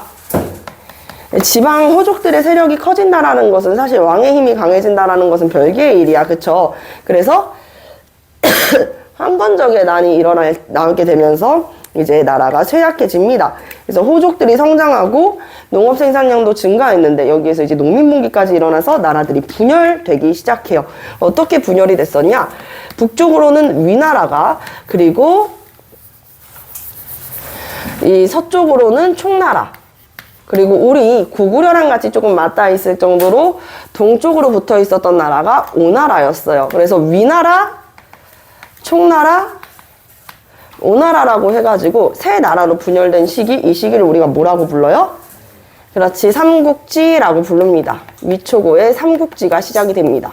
삼국지 하면 딱 떠오르는 인물 있어요? 그렇지, 유비관우 장비 있죠? 그 유비의 유씨가 이 후한의 쇠약해진 왕족의 가문이었었어요. 어디 나라였을까? 그렇지, 총나라죠. 유비관우 장비 총나라였었고, 위나라는 조조로 많이 알고 있는데 실제로는 조조가 아니라 조조의 아들인 조비가 이제 세운 게 바로 위나라가 되겠습니다. 그래도 우리가 편의를 위해 가지고 조조라고 적어볼게요. 자, 그리고 오나라는 네, 손견 해가지고 우리 남학생들 삼국지 다 재밌게 한 번씩 읽어봤죠? 여학생들도 꼭 한번 이번 방학 때 읽어보셨으면 좋겠습니다. 오늘 이번 방학 때 읽어야 되는 책 맞네요. 자, 요렇게 이제 분열이 됐던 시기다. 자, 그리고 여기까지가 이제 오늘이 우리 배우는 이 4강의 내용 중에 하나이고, 여기에서 이제 각 나라의 문화 이런 것들 물어본단 말이지. 문화 하면은 우리가 기억을 해놔야 되는 게 무엇이냐? 학문이 발달했는지 일단 그거를 먼저 봐야 돼요. 첫 번째는 이제 학문. 어떤 학문이 발달했냐? 훈고학이라고 하는 학문이 이 한나라에서 발달하게 돼요. 훈고학, 훈고라는 것 자체가 무슨 뜻이냐면, 뜻풀이를 한다라는 뜻이야. 그래서 유교경전을 뜻풀이를 해요. 유교경전을 뜻풀이 한다. 유학의 뜻풀이를 이야기하는 문화입니다. 그래서 여러분들 뭐 오경 박사? 오경 들어봤죠? 유교의 오경. 시경, 서경, 예기, 춘추, 역경이라고 하는 5가지의 이 경전의 뜻을 풀이하는 유학의 특별히의 이 훈고학이라는 것이 발달하게 됐었고요. 그리고 고구려의 소설인망이 이제 지방 귀족의 자제들을 공부시키기 위해서 태학이라는 것을 설립했잖아. 그치? 그 태학도 있었어. 한나라의 이 태학. 마찬가지로 최고의 교육기관이었습니다.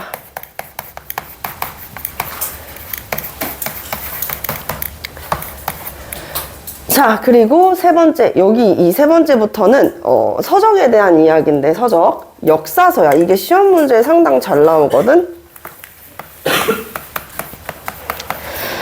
중국 이제 최초의 역사서라고 손꼽히게 되면서 굉장히 높은 가치가 있고, 그리고 그 이후에 동아시아의 역사 편찬에 가장 큰 영향을 끼쳤다라고 이야기가 되는 게 사마천, 사마시입니다.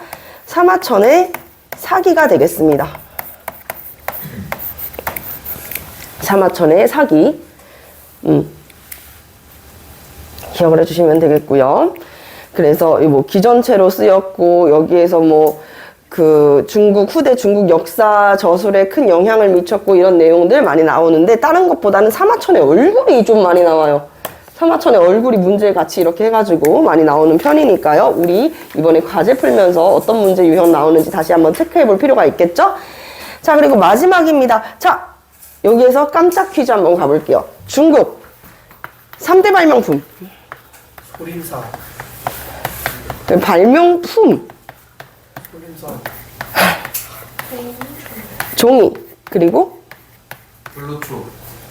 종이와 한자. 한자. 그 진짜 어묵 계란.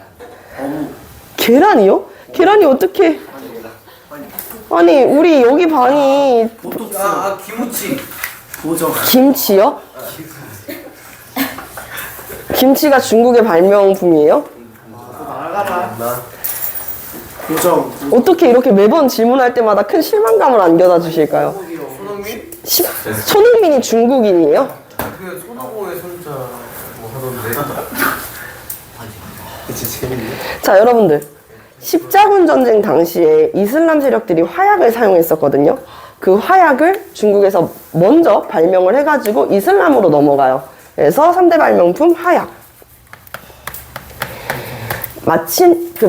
마지막은 뭘까요? 어묵. 나침판이 되겠습니다.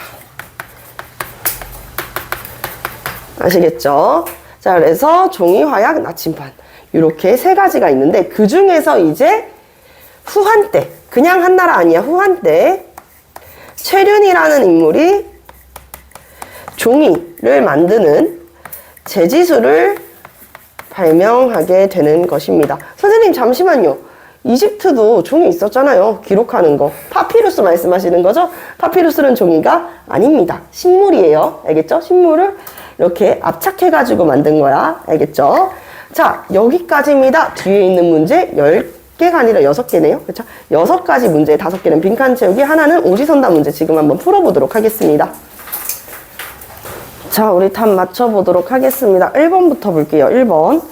춘추 전국시대에 철제 무기를 사용하게 되었다. 그쵸? 철제 무기를 사용하게 됐죠.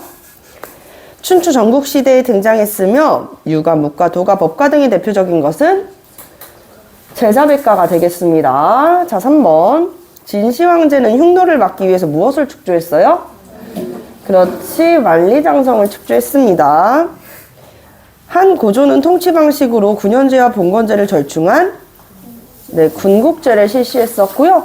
그리고 5번. 장건을 월지에 파견한 이로 동서무용로가 되는 비단길을 형성하게 했었던 인물은 7대왕이었던 한무제가 되겠습니다. 여기에서 하나 더. 사자성어로 많이 배우는 것 중에 하나가 있죠. 바로 분서갱류가 되겠습니다. 분서갱류, 바로 진시황 때 만들어진 사자성어인데요. 분서가 뭐예요? 책을 불지른다는 거야. 책을 태우다. 갱유, 유학자를 묻다라는 것이죠. 그래서 법과 이외의 사상은요, 절대 엄격히 금지되면서 유학자들을 그냥 매장시켜 버렸습니다. 아시겠죠? 밑에 있는 문제 볼게요. 다음 중 진시황의 정책으로 옳지 않은 것. 9년제를 실시한 것 맞고, 만리장성을 축조했고, 베트남 북부까지 영토 확장했고, 화폐와 도량령을 통일한 것도 맞죠. 유교 통치 이념을 삼은 건 누구였어요? 한무제가 되겠습니다. 그래서 우리 정답 이렇게 맞춰봤습니다.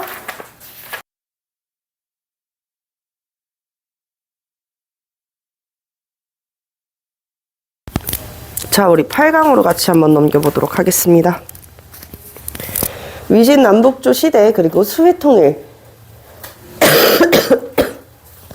이라고 나와 있는데, 우리가 배울 단어는 위진 남북조까지만 할 거예요. 다행이죠? 반응이 별로네요. 수나라까지 할게요. 네. 우리 아까 여기 위나라까지 이야기를 했어요. 위초고 이렇게 이야기를 했었잖아. 자, 그렇다면 이 삼국을 통일한 나라는 어딜까? 그렇지. 아무래도 여러분들이 대체적으로 삼국지 하면 삼국지의 주인공이 누구라고 생각해? 유비라고 생각을 하죠. 그쵸? 관우 죽잖아. 그래도 장비도 자기 부하들한테 죽고. 총나라 유비와 이 형제의 연을 맺었었던 도원결이 들어봤죠. 복숭아나무 아래에서 형제의를 맺었었던 사람들이 유비, 관우, 장비였어. 꼭 한번 읽어봐요. 진짜 재밌어요.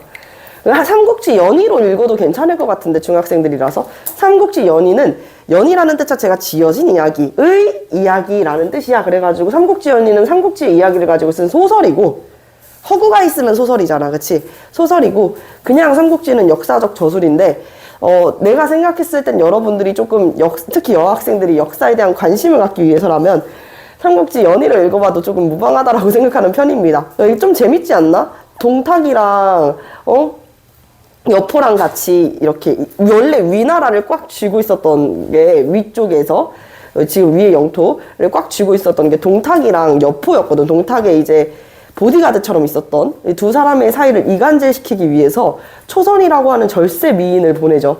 그런 이야기들이 나와 있어요. 그래서 여러분들이 읽어보면은 여학생들 굉장히 좋아하면서 읽고 초선아 이러면서 읽을 수도 있어요. 자, 어쨌든 위초고 이렇게 세 나라가 있었는데 가장 치고 나갔었던 것은 조조의 위나라였어. 더 솔직하게 이야기를 하면 조조는 사실 후한을 배신하지는 않았었거든. 그래서 조조의 아들이 세운 게 이제 위나라인데 편의상 이렇게 배우고요. 그리고 이 당시에 조조가 이야기한 하나의 관리를 등용하는 제도가 하나 있어요. 이게 이제 시험 문제에 상당히 잘 나옵니다. 구품중정제예요. 구품중정제가 이 위나라의 조조가 이제 이야기를 하게 되면서, 네, 여기 놓고 가시면 될게요. 벌써 시간이 그렇게 됐나? 아, 그렇군요. 네, 놓고 가시면 되세요. 네. 자, 그래서 이 구품중정제는 조조 이후에 후대까지로 쓰이는데, 선생님 구품중정제가 그래서 뭔데요? 관리를 품과를 나누는 거야. 우리나라 공무원도 1급부터 9급까지 나눠져 있잖아. 쉽게 설명하자면 그런 거야. 그래서 관리들별로 품과를 나눠가지고 추천을 하고 관리를 등용하는 제도를 바로 이 구품중정제라고 합니다. 일단 추천이 들어가 있다 보니까 이렇게 되면은 구품중정제에도 단점이라는 게 있어. 어떤 단점이 있냐? 관리를 등용하는 건 용이해졌지만 그 단점은 일단 문벌귀족 사회가 될 수 있다는 거지. 문벌귀족 사회에 가속화를 가하게 된다. 이렇게 얘기하면 친구들이 무슨 소리예요 그게? 이렇게 생각을 해. 문벌귀족이라는 것은 이름 있는 집안, 힘 있는 가문, 세력들이 계속 관직을 차지해가지고 권력을 키워가는 것을 문벌귀족화라고 얘기해요. 고려 시대 때는 대표적으로 이제 이자겸의 난을 일으켰었던 경원이씨 이자겸이 있고, 그리고 여러분들이 알고 있는 뭐 세도 가문들, 이런 가문들도 어떻게 보면은 일종의 문벌귀족이라고 볼 수 있겠죠. 계속 같은 실권을 차지한다는 거야. 특히 고려 사회에서는 이런 문벌귀족화가 심했습니다. 음서제도 때문에 추천하는 제도잖아. 그러니까 이 음서제도는 아버지의 관직, 할아버지의 관직을 계속 물려받는 거란 말이야. 그래서 이렇게 문벌귀족화가 가속화될 수가 있다라는 이야기까지 이야기를 하고 있어요. 자, 근데 선생님 그러면은 위나라가 이 삼국을 통일하나요? No. 이 삼국을 통일하게 되었었던 건 요 위로 올라가가지고 또 이야기를 할게. 자, 이 위초고의 삼국을 통일했었던 것은 바로 사마신의 진나라였어요. 맞다. 죄송해요. 자, 진나라. 누가? 사마씨의 염씨가 사마염이라는 인물이거든요. 사마염이라는 인물이 진나라로 통일하게 돼. 그런데 우리가 아까 전에 뭐 배웠었지? 진시황의 진나라 배웠었지? 그래서 뭐랑 헷갈릴 수 있어? 진시황의 진나라랑 헷갈릴 수가 있어. 그죠?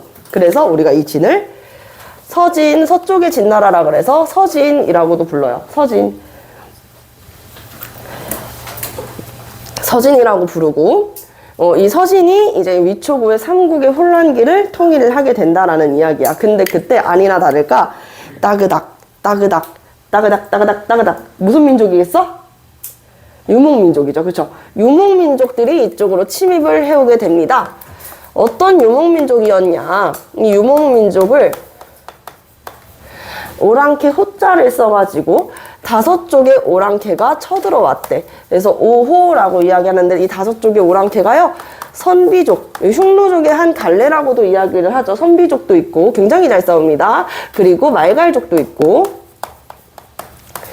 강족도 있고 저족도 있고 갈족도 있고 여러 민족들이 침입을 해오게 되면서 이 진나라를 밀어버려요. 그래서 이 진나라가 어느 쪽으로 밀려요? 동쪽의 진나라로 밀리게 돼요. 서진에서 어디로 밀린다? 동진으로 밀리게 된다. 동진으로 밀려나는 그 계기에서 이 5호 오랑캐들을 비롯한 5 쪽의 오랑캐를 비롯해서 진나라 안에서도 분열이 일어나거든. 이 삼국을 갑작스럽게 통일을 했다 보니까 이 한족들도 하나로 통합이 되지 못했어. 그래서 이때가 기회군 했었던 사람들도 나라를 만들었던 혼란기가 다시 한번 열려 이것을 우리가 5호 16국 시대라 그래. 5 쪽의 오랑캐들이 침입을 하게 되면서 16개의 나라가 만들어지는 또 한 번의 혼란기가 시작이 되는 거지. 이해됐죠? 자, 동진으로 밀린다 그랬을 때 우리가 기억해야 되는 키워드는 뭐냐면요. 결국에는 이 진나라가 저기 창장강 이남까지 밀리게 된다는 거야. 알겠지? 창장강 이남까지 밀리게 된다. 근데 창장강 이남은 우리가 2글자로 뭐라 부른댔죠? 강남이라고 부른다 그랬죠? 강남은 뭐 하기가 좋다고? 농사 짓기가 좋다고. 밀린 건 밀린 건데 얘들아, 농업 생산량은 훨씬 더 증가하게 됩니다. 그래서 저수지 같은 곳들을 개간해 가지고 농업 생산량을 더 증대시키는데 농업에 조금 더 올인하게 되는 거죠. 그런 모습들이 보여지고, 자, 5호 16국 시대가 열리면서 이제 본격적으로 요게 이제 같은 뜻인데 북방의 유목민족들의 나라들을 하나로 이제 모아가지고 북조라고 이야기를 하고, 한족, 원래 중국의 사람들, 지금 원래 살고 있었던 중국의 사람들이 남쪽으로 밀려난 거잖아, 지금. 그래서 이 중국의 사람들은 남조의 영토로 이렇게 밀어요. 이해됐죠? 그래서 북조는 대부분 유목민족들, 남조는 아까 이야기한 동진을 비롯해가지고 밀려난 한족의 나라들이라고 보면 된다. 남조 같은 경우에는 동진에서 송나라였다가 제나라였다가 양나라였다가 여러 왕조로 이제 계속 편입이 이제 계속 바뀌게 되는 거야, 왕조가. 그렇다는 것은 계속 나라의 힘이 강했다는 거야, 약했다는 거야? 약했다라는 것이죠. 그래서 이때 상당한 혼란기였었다라고 이해를 해볼 수가 있고, 북조의 여러 나라들 중에서도 가장 치고 나갔었던 나라가 어느 나라였을까? 바로 북이라는 나라였어요. 북이. 자, 이 북이라는 나라 중요해요. 자, 북이라는 나라를 세웠던 족은 이 5족 중에 어느 족이었을까? 선비. 오, 좋아요. 선비족입니다. 가장 강력했었다라고 이야기했었던 선비족이 세운 나라였습니다. 근데 이제 좀 우리가 흔히 오랑캐라고 얘기한 유목민족들은 뭐가 더 중요해? 사냥이 중요해? 아니면 공부하는 게 더 중요해? 사냥이 더 중요하잖아. 봐. 우리 아마 선생님이 지난 시간에 이야기를 했었을 텐데, 여기에다가, 여기 칸이 비었으니까 여기에다가 한번 설명을 해줄게. 우리 민족들은 농경민족과 유목민족으로 나눌 수가 있는데, 유목민족이죠. 농경민족은 정착생활을 하고, 유목민족은 무슨 생활을 하지? 이동생활을 하지. 따그닥 따그닥 따그닥. 그래서 언제든지 이동할 수 있기 위해서 다리가 긴 책장이나 아니면은 침대, 이런 것들은 다 유목민족의 문화라고 이야기를 했잖아. 그리고 농경민족 같은 경우에는 좌식 생활을 많이 했어. 왜 우리 조선 드라마 같은 것들, 대하사극 같은 거 보면은 왕들이 주무실 때 침대에서 주무세요? 아니죠. 이불 여러 겹 쌓아가지고 이불에서 주무시잖아요. 그쵸? 그래서 바닥생활. 그리고 우리가 조선시대에서 혹은 고려시대에서 학당에서 아이들이 공부하는 모습을 생각하면 책상에서 앉아서 공부하는 게 아니라 무릎 꿇고 앉아서 하늘, 전, 땅지 이렇게 천자문을 외우는 그런 모습들 생각하죠. 농경민족들은 대부분 이제 좌식 생활들을 많이 했었단 말이야. 이런 문화 차이들이 있어. 그리고 유목민족들은 제일 중요한 게 뭐야? 사냥을 하는 거지. 그치? 사냥, 이동 생활을 하면서 수렵 활동하고, 그리고 뭐 약탈이나 아니면 다른 진역을 침입하는 활동이 조금 주되다면, 농경민족은 뭐예요? 정착해 있으니까 농경 생활을 하고, 농사를 짓다 보니까 이제 학식적인 덕을 많이 쌓으려고 그러죠. 그래서 공부를 조금 많이 하는 편이다라고 볼 수가 있겠어. 그래서 이 농경민족의 문화 중에서 조금 더 발달된, 문화적으로 발달된 뭐 책이라든지 역사서를 편찬한다든지 이런 문화들이 발전을 하게 되는 것이고요.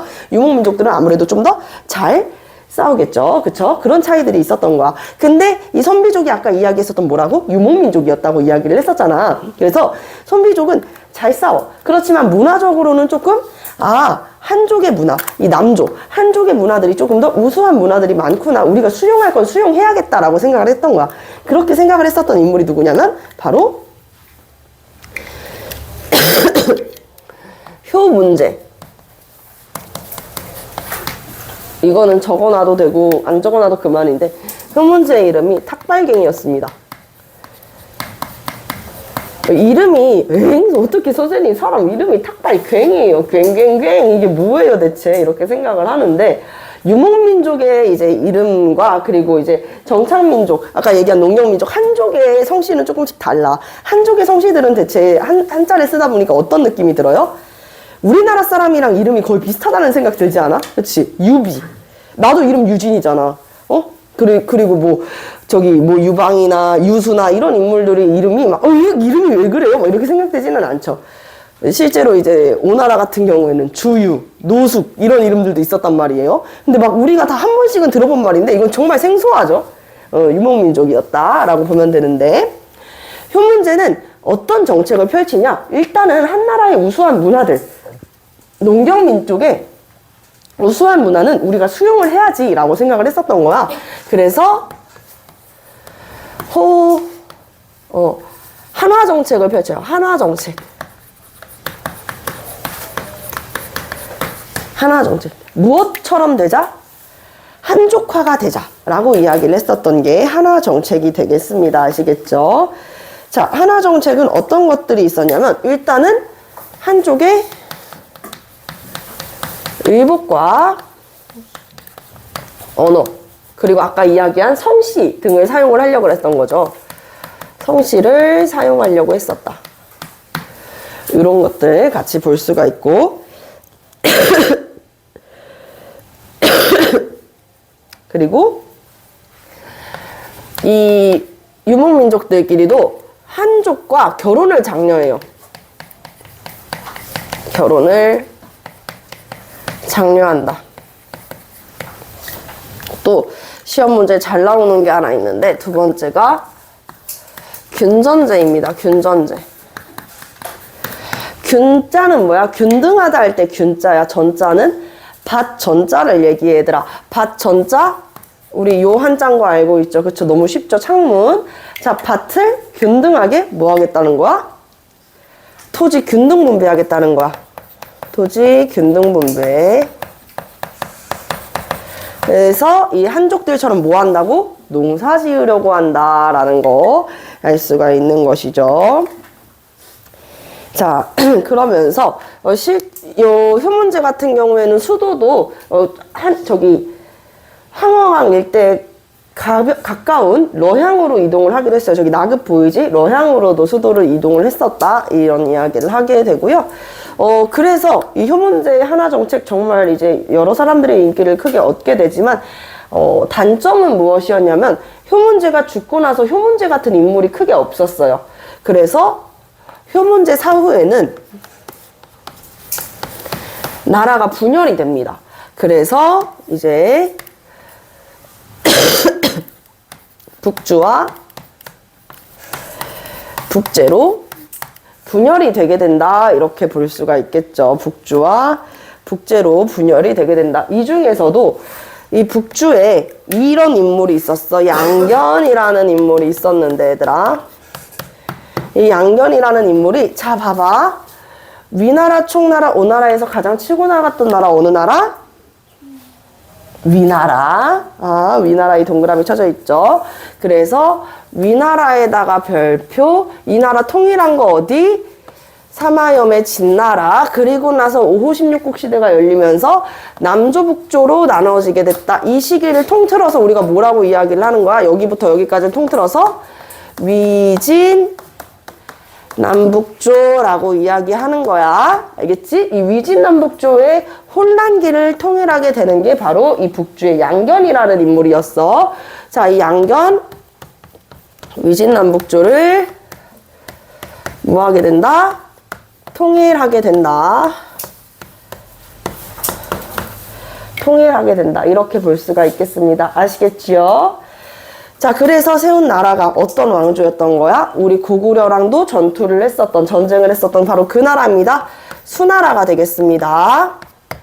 여기까지 수나라가 되겠습니다. 그래서 우리가 다음 시간에는 수나라, 당나라를 배워볼 거고, 수나라와 당나라의 수도였던 곳은 아까 이야기한 장안의 화제가 되는 이라고 이야기했었던 장안이라는 곳이었었다. 그리고 우리나라 역사와도 어떤 밀접한 관련이 있었는지를 알아보게 될 건데 아직 끝난 게 아니죠. 아직 끝난 게 아닙니다. 자, 그래서 남조를 이제 이야기하다가 살짝 말았었잖아요. 그쵸? 남조 이렇게 여러 번의 뭐가 되었었다? 왕조가 교체가 됐었다. 그래서 남조는 잦은 왕조 교체. 하지만 동진으로 이동을 하게 되면서 강남 지역을 어떻게 해요? 강남 지역을 그렇지 개발하게 됩니다. 그래서 강남 개발로 경제가 성장해요. 어떻게 저수지를 이제 개간한다든지 농사를 이제 지으면서 농업 생산량이 크게 늘어났었다라는 이야기 했었죠. 특히 무슨 농사 짓기 좋았었다? 따뜻하니까 벼농사 짓기 좋았었다는 이야기 시험 문제에 나올 수 있습니다. 자, 그러면 아까 이야기했었던 것처럼 한나라의 문화 있었잖아. 그치? 한의 문화. 자, 그렇다면 우리도 이제 여기에서는 위진남북조의 문화를 통틀어가지고 다 같이 통틀어가지고 배우게 되는데, 여기도 한번 볼게요. 위진, 남북조, 위나라, 총나라, 오나라의 위나라와 그 나라들을 통일했었던 사마염의 진나라, 그리고 남조북조, 5호 16국으로 인해가지고 나눠졌었던 남조북조의 시대, 위진, 남북조라고 부른다. 이게 나라 이름이 아니야. 이 정도 알아야 돼. 얘들아, 상식이야. 진짜. 자, 아까 이야기했었던 뭐가 있다? 구품중정제 누가 만들었다? 조조라는 인물이 만들었는데 누가 만들었냐 이런 거는 물어보지 않아요. 구품 정제, 구품 중정제. 당시 이제 중정관들이 지역의 인재들을 등급을 매겨가지고 추천을 합니다. 그리고 이제 선발을 하는 과거 제도가 되는 것이죠. 그래서 여기서 키워드는 지역의 중정관들, 관리의 등급, 추천, 이런 키워드를 기억해 놓으면은 되게 좋겠죠. 그쵸? 이로 인해 가지고 문벌 사회가 조금 더 심화되었다, 가속화되었다라는 이야기까지도 해보았었고요. 자, 그리고 문화가 발전을 하게 됩니다. 자, 두 번째 키워드 문화. 이때 문화라고 하면 종교적인 문화의 성향들을 굉장히 많이 가져와요. 그래서 불교 문화가 있고, 불교. 왜 우리 백제에서 불교를 수용했을 때가 4세기에 전성기를 이끌었었던 근초고왕 다음에 침룡왕 때 불교 수용됐었던 거 기억나? 뭐 기억이 난리가 없지 얘들아. 그치? 자, 어쨌든 간에 그 침룡왕 때 동진에서 불교를 수용해. 그치? 동진에서 불교를 수용하게 된다. 그래서 불교 수용. 불교는 어떤 문화가 자리를 잡냐. 그래서 이 중원으로 점점 내려왔었던 북방민족들의 영향을 이제 받으면서 거대한 석굴 사원을 세웁니다. 거대한 석굴.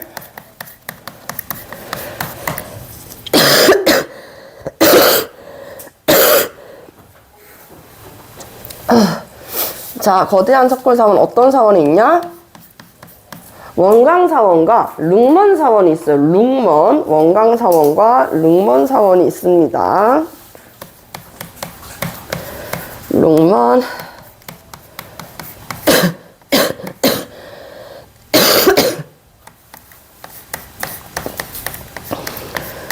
원광과 이 룽먼 석굴 사원 등이 있고,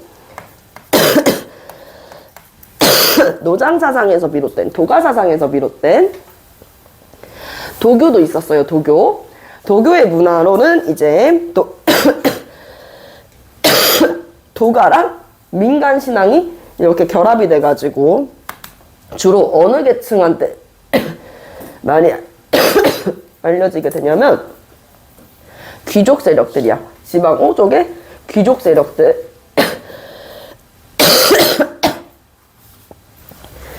자, 이 귀족 세력들이 지지를 받아. 근데 이 귀족 세력이 뭐하고 살려고 했냐면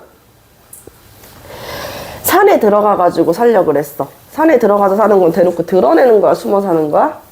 숨어 사는 거지. 그래서 우리가 이것을 은둔된 삶이라고 해. 은둔. 귀족 세력이 이제 지향했었던 청담 사상이라고 있는데, 진짜 자연에서 자연스러움을 추구하는, 그리고 그 안에서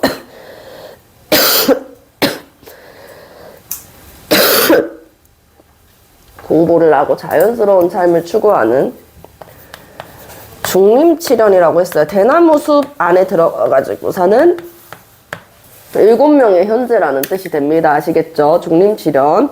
대표적인 인물로는 완적과 해강이라는 인물이 있었고, 이렇게 볼 수 있고, 그리고 예술도 있어요. 예술. 우리 교재에도 다 써져 있거든요. 예술. 여기에서 지금 이야기하는 사람들은 다 동진 사람입니다. 아시겠죠? 서진 아니라 동진. 저기 북이 북조 얘기 아니에요. 대체적으로 도연명 시죠.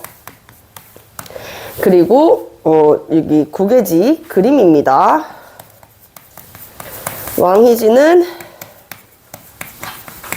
글씨 등을 이제 활용을 해가지고 동진 사람들의 문화가 발전하게 된다. 여기까지 하고 우리 뒷페이지로 넘기면 1번, 2번, 3번 그리고 밑에 있는 문제 있어요. 그거 한번 풀어볼게요. 우리 1번부터 답 한번 맞춰볼게요. 1번. 위초고의 분열이 진을 통일하였지만 곧 그렇지. 5호 16국 시대가 열리게 되면서 또 한 번의 이제 혼란기를 맞이하고 귀족들은 어디로 내려가요? 창장강 이남 지역으로 내려가면서 동진을 건국하게 됩니다. 동쪽의 진나라. 2번. 수도를 노향으로 옮기고 한족의 성씨와 의복 연어를 사용하는 한화정책. 이걸 우리가 다른 이름으로 한족과 호족이 합쳐지는 호한융합책이라고도 해요. 호족과 한족이 합쳐지는 호한융합책이라고도 이야기를 한다. 자, 그리고 3번. 남조는 자연 속에서 개인의 자유로운 삶을 추구하는 중림칠연처럼 무슨 세상? 그렇지. 청담사상. 도가에서 시작한 청담사상이 유행하기 시작하고요. 밑에 있는 문제. 다음 중 북이 휴문제의 정책으로 옳은 것 2가지 고르면 되는 문제입니다.